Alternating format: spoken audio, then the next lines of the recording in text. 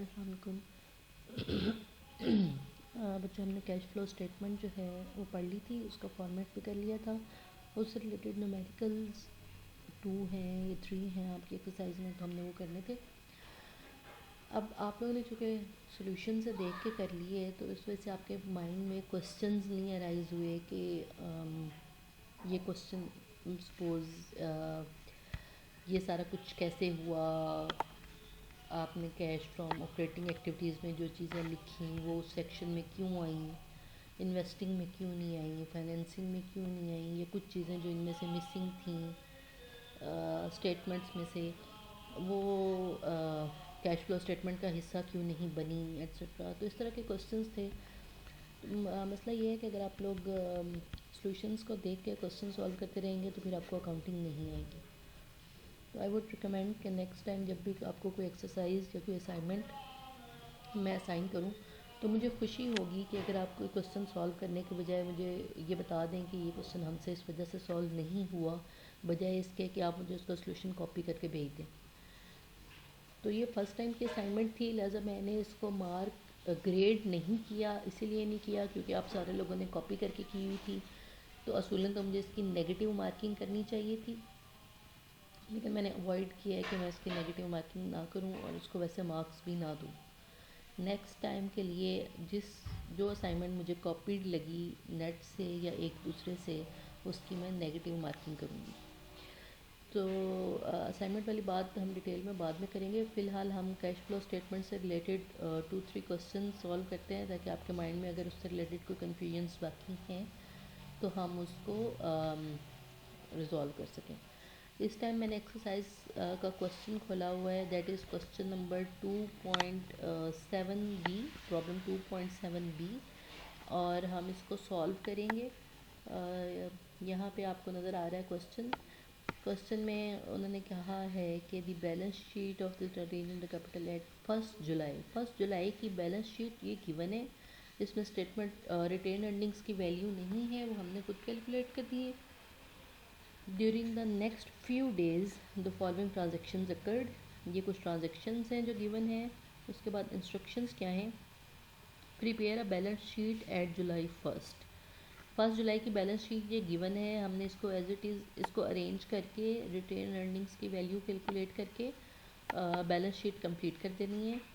Prepare a balance sheet at 5 July, फिर उसके बाद ये जो कुछ ट्रांजेक्शन्स हुई हैं, इन ट्रांजेक्शन्स को अकाउंटिंग इक्वेशन में डालना है। तो क्या इनका इफ़ेक्ट देखना है अकाउंटिंग इक्वेशन पे, और उसके बाद 5 जुलाई की न्यू बैलेंस शीट बनानी है, और उसके बाद statement of cash flow for 1 to 5 जुलाई, और उसके बाद स्टेटमेंट ऑफ कैश फ्लो भी बनानी है, जो कि मैंने कहा था कि फॉर अ ड्यूरेशन होती है। बैलेंस शीट और कैश फ्लो स्टेटमेंट में एक और डिफरेंस ये है कि कैश फ्लो स्टेटमेंट किसी एक दिन की बनती है, कि सपोज़ 1 जुलाई पे कंपनी की बैलेंस शीट क्या है, जुलाई 5 पे कंपनी की बैलेंस शीट क्या है। लेकिन जो कैश फ्लो स्टेटमेंट है वो एक ड्यूरेशन की बनती है, जैसे 1 to 5 जुलाई।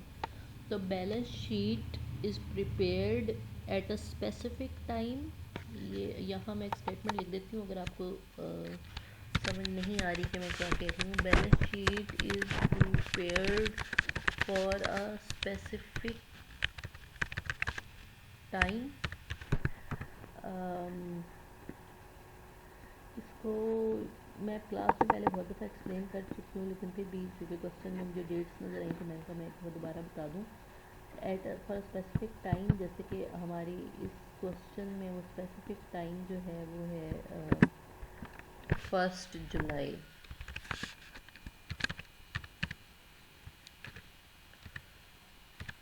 इसी तरह इनकम स्टेटमेंट या cash flow statement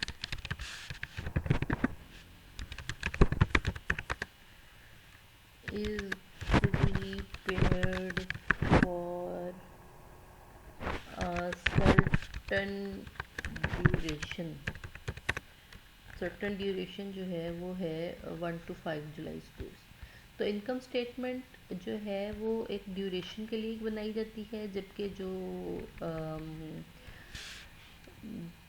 income statement और कैश फ्लो स्टेटमेंट दोनों फॉर अ सर्टेन ड्यूरेशन ये कुछ टाइम पीरियड के दरमियान में बनाई जाती हैं, जबकि जो बैलेंस शीट है वो एक स्पेसिफिक डे पे बनाई जाती है। और ये 1 to 5 जुलाई के लिए हमने इनकम स्टेटमेंट या फिर अगर कैश फ्लो स्टेटमेंट बनानी हो तो उसमें मेंशन होता है कि ये 1 to 5 जुलाई की है। ये एक स्पेसिफिक, ये एक महीने की भी हो सकती है, ये एक साल की भी हो सकती है, और ये बैलेंस शीट जो है वो एक स्पेसिफिक दिन पे बनती है। तो खैर ये तो वैसे ही हम आउट ऑफ कॉन्टेक्स्ट बात करने चले गए, हम क्वेश्चन सॉल्व करने लगे थे। क्वेश्चन में हम इंस्ट्रक्शंस पढ़ रहे थे। इंस्ट्रक्शंस में हमने यहाँ तक पढ़ लिया था कि statement of cash flow for 1 to 5 जुलाई।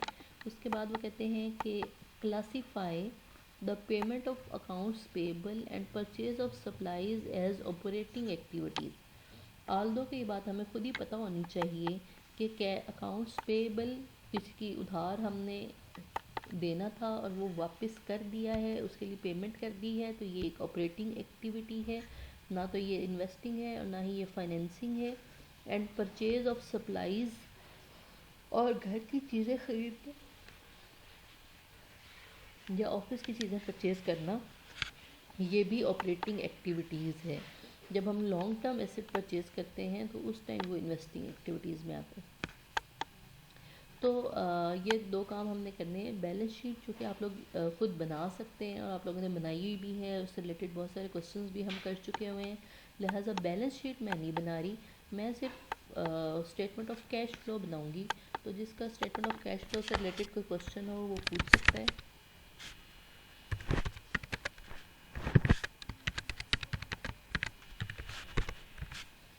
अब स्टेटमेंट ऑफ कैश फ्लो के बारे में हमने बात की थी कि इसके 3 सेक्शंस होते हैं। इसका जो सबसे पहला सेक्शन है वो है cash from operating activities, cash from investing activities,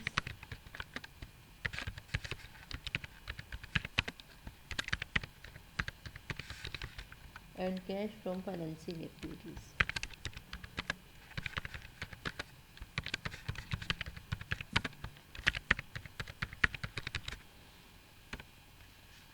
सबसे पहले हमने देखनी है कि ये जो ट्रांजैक्शंस हमें गिवन हैं, ये during the next few days the following transactions occurred.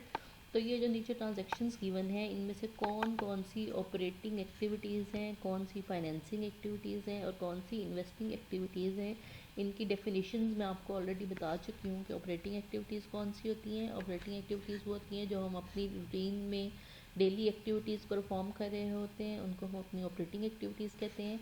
Investing activities होती हैं जब हम कोई लॉन्ग टर्म एसेट परचेज़ करते हैं तो हम कहते हैं ये इन्वेस्टिंग एक्टिविटी है। और फाइनेंसिंग एक्टिविटी होती है जब हम कहीं से लोन लेते हैं या हम इक्विटी ये शेयर्स इशू करते हैं, तो वो फाइनेंसिंग एक्टिविटीज़ में आते हैं। तो अब ट्रांजैक्शंस पढ़ते हैं। सबसे पहली जो जुलाई 4 की ट्रांजैक्शन है वो है additional capital stock was sold for 30,000। So that means के ऑनर ने कंपनी के शेयर्स सेल किए हैं या कैपिटल स्टॉक सेल किया है। तो जब भी कैपिटल या शेयर्स सेल होते हैं तो उसके बदले में कंपनी के पास पैसा आता है, that is money, that is cash inflow. और ये कौन सी एक्टिविटी है? कंपनी शेयर्स या कैपिटल सेल करती है, तो ये कौन सी एक्टिविटी है? ये फाइनेंसिंग एक्टिविटी है, क्योंकि हम फाइनेंस या मनी जनरेट कर रहे हैं कंपनी के लिए। तो मैं इसको फाइनेंसिंग एक्टिविटी के सेक्शन में लिख देती हूँ। इसको लिखती हूँ सेल ऑफ कैपिटल स्टॉक, और इसकी जो अमाउंट है सेल ऑफ कैपिटल स्टॉक की वो है 30,000। 30,000 का कैपिटल स्टॉक हम सेल कर रहे हैं। और इसके साथ मैंने नेगेटिव साइन नहीं लगाया क्योंकि ये कैश इनफ्लो हो रहा है, कंपनी को कैश रिसीव हो रहा है, कंपनी कैश पे नहीं कर रही। जब कंपनी कैश पे करती है तो वो माइनस साइन के साथ आएगा, और जब कैश कंपनी के पास आएगा वो पॉजिटिव साइन के साथ होता है क्योंकि वो कैश इनफ्लो है। Then the accounts payable were paid in full, हमने किसी का उधार वापस करना था और वो सारे का सारा वापस कर दिया है। तो ये ऑपरेटिंग एक्टिविटी है, ये डेली के कामों में आता है। अकाउंट्स पेएबल किसी को पे करने थे, पे कर दिए हैं। अकाउंट्स रिसीवेबल किसी से पैसा लेना था, ले लिए हैं। तो हर वो एक्टिविटी जिसमें कैश इन्वॉल्व हो। अच्छा, कैश फ्लो स्टेटमेंट में सिर्फ वही एक्टिविटीज़ मेंशन होती हैं जिसमें कैश इन्वॉल्व हो, जहाँ कैश की कोई लेन देन हुई हो।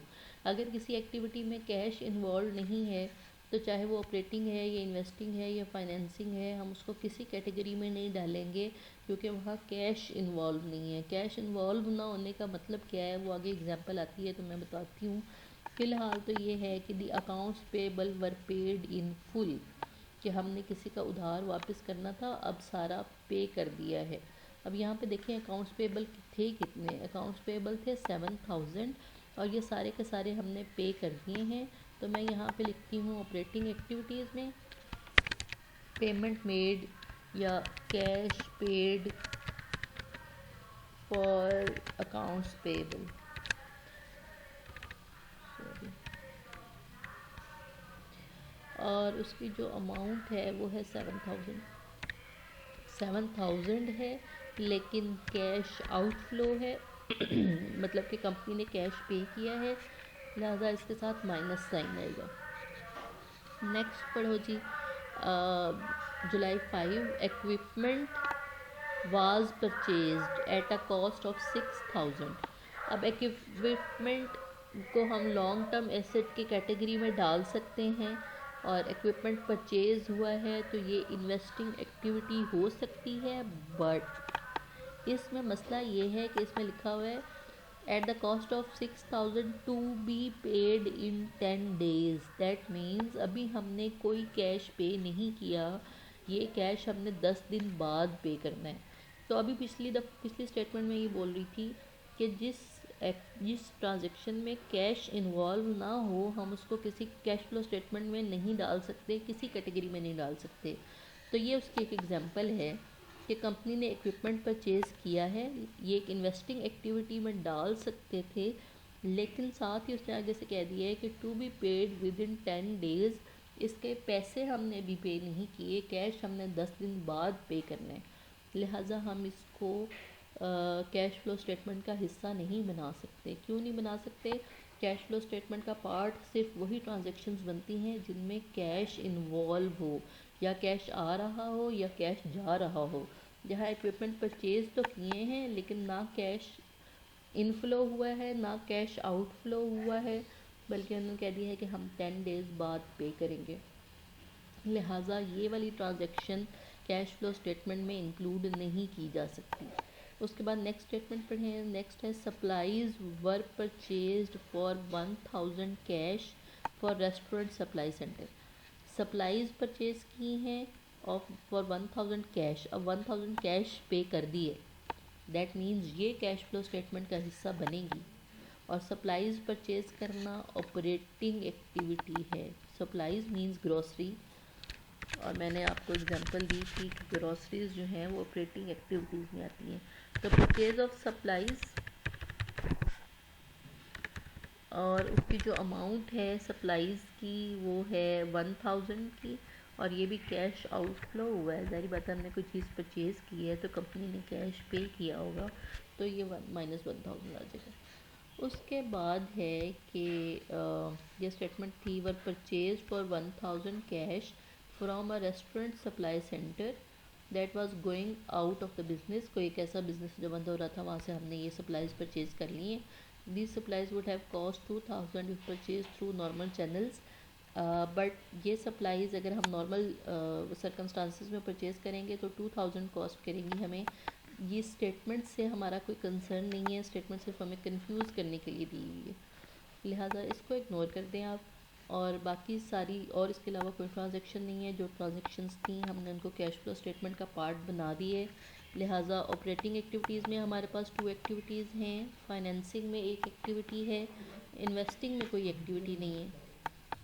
तो ये करने के बाद हमारा जो नेक्स्ट स्टेप है वो ऐड करना है। ऐड करना है मीन्स कि हम यहाँ ऐड करेंगे, हमारे पास ऑपरेटिंग एक्टिविटीज़ में बस ये 2 एक्टिविटीज़ हैं। अब हम इनको टोटल कर लेंगे। कैश, टोटल कैश फ्रॉम, मैं इसके साथ टोटल का वर्ड लिख देती हूँ कन्फ्यूजन को ख़त्म करने के लिए। Total cash from operating activities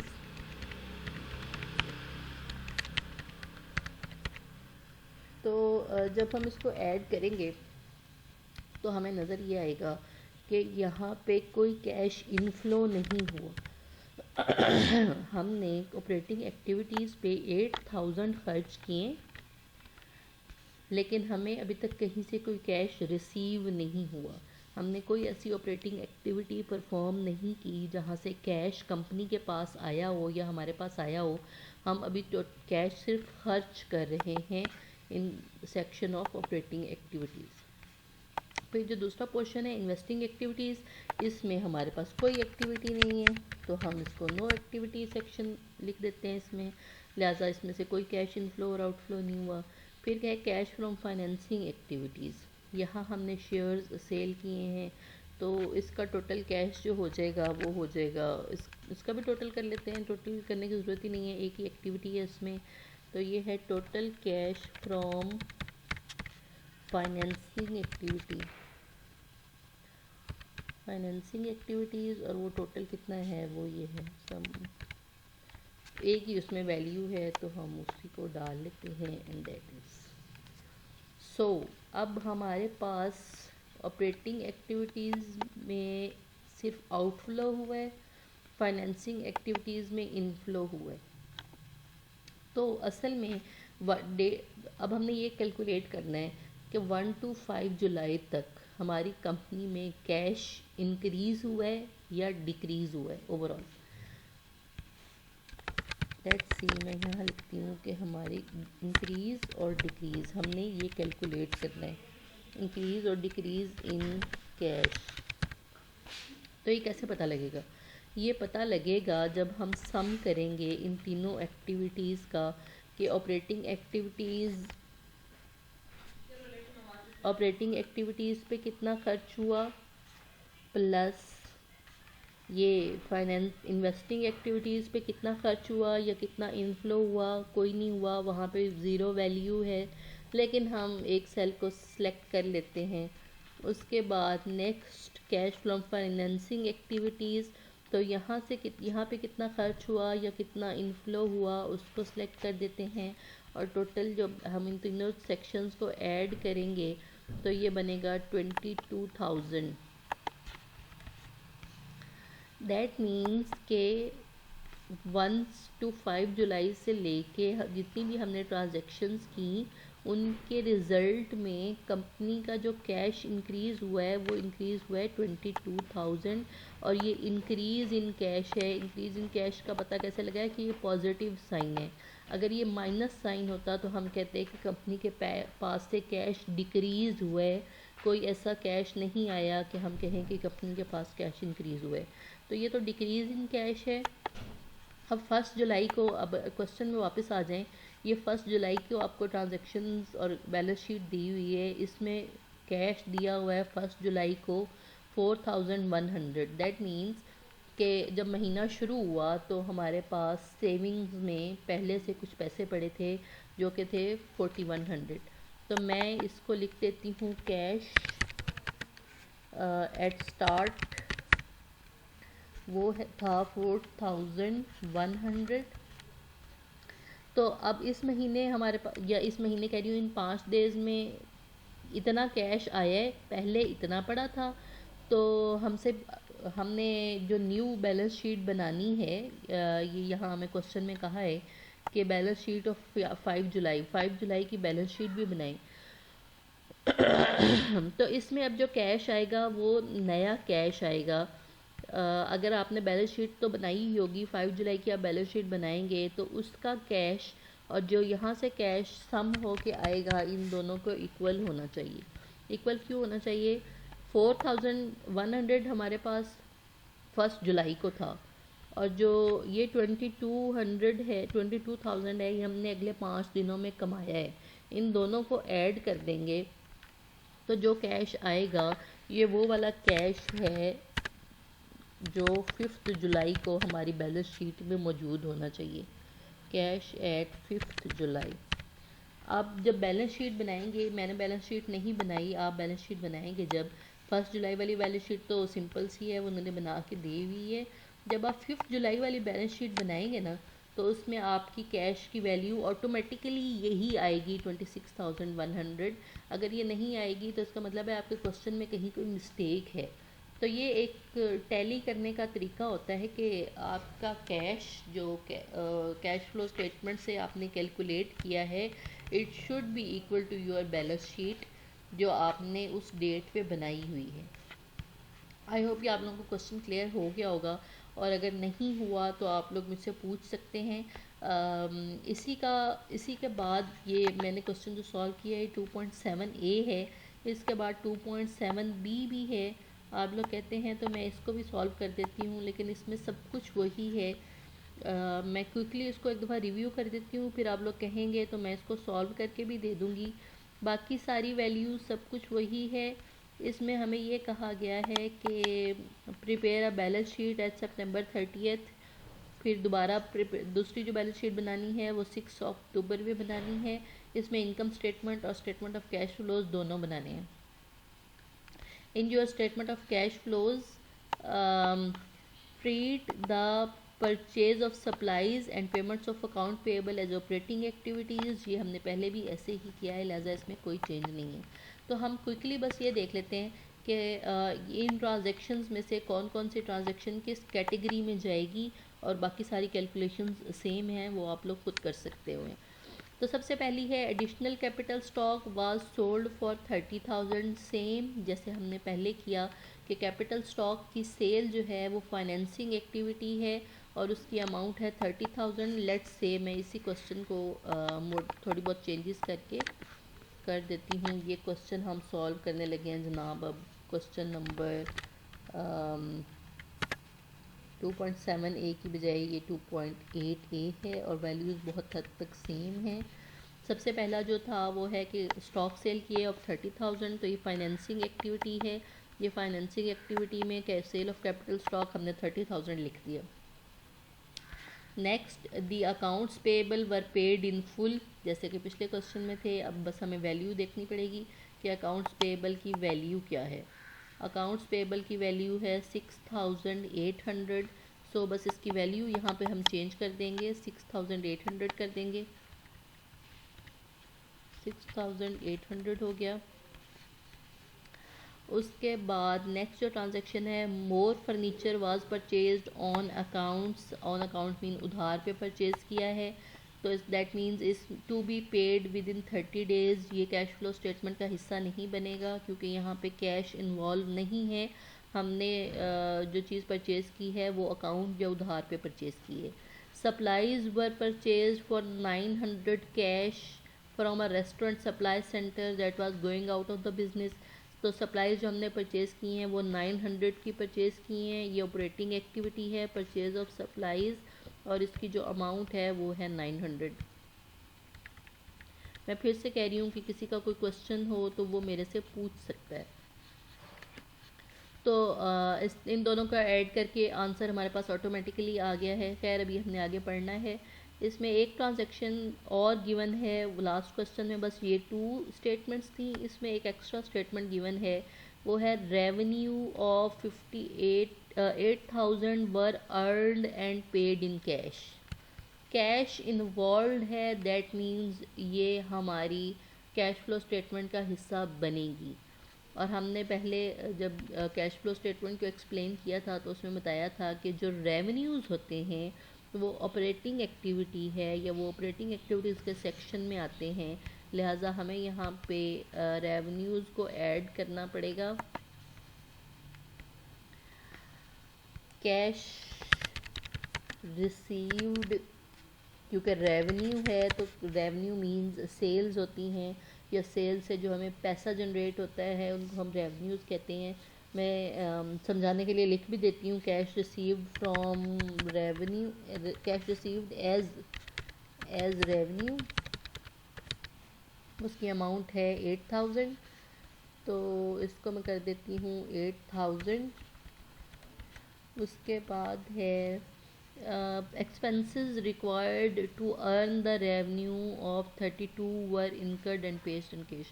तो रेवेन्यू तो अर्न हुआ है, साथ ही हमने एक्सपेंसेस पे किए हैं और वो हैं 32,000 के। तो यहाँ मैं लिख देती हूँ कैश पेड एज एक्सपेंसेस, और उसकी जो अमाउंट है वो है 32। लेकिन चूँकि ये कैश पे हुआ है लिहाजा इसका साइन माइनस होगा, दैट इज़ 3200 माइनस साइन के साथ। अब इसकी हम टोटल करेंगे। बस यही चेंजेस हैं, इसमें भी कोई इन्वेस्टिंग एक्टिविटी नहीं है। फाइनेंसिंग की आंसर हमारे पास 30,000 आ गया हुआ है। बस ऑपरेटिंग एक्टिविटीज़ का आंसर हमने कैलकुलेट करना है। हम सम कर लेते हैं इन सारी चीज़ों को। सम हो गया और ये टोटल अब ऑलमोस्ट 2900 का कैश आउटफ्लो है, 30,000 का कैश इनफ्लो है। तो आंसर इज़ 27,000 का इंक्रीज़ इन कैश है। और ओपनिंग कैश जो था वो हमारे पास 6,900 था, 6,900। तो अब जो इंक्रीज़ इन कैश होगा या न्यू कैश होगा वो हमारे पास जो कैलकुलेट आके आया हुआ है वो है 34,000। और ये आपके उसका हिस्सा बनेगा जो भी आप न्यू बैलेंस शीट बनाएंगे। और अगर आपको इन क्वेश्चंस में कोई कन्फ्यूजन है तो आप मेरे से पूछ सकते हैं। और अब आपने इन दोनों क्वेश्चंस को दोबारा से सॉल्व करना है। इन दोनों क्वेश्चंस के अलावा मैंने जो सॉल्व किए हैं वो 2.7 बी और 2.8 बी सॉल्व किए हैं। आप 2.7 ए और 2.8 ए सॉल्व करेंगे। और उसके अलावा उसमें आपको कोई क्वेश्चन होगा, कोई कन्फ्यूजन होगा तो आप मेरे से पूछ सकते हैं। Thank you.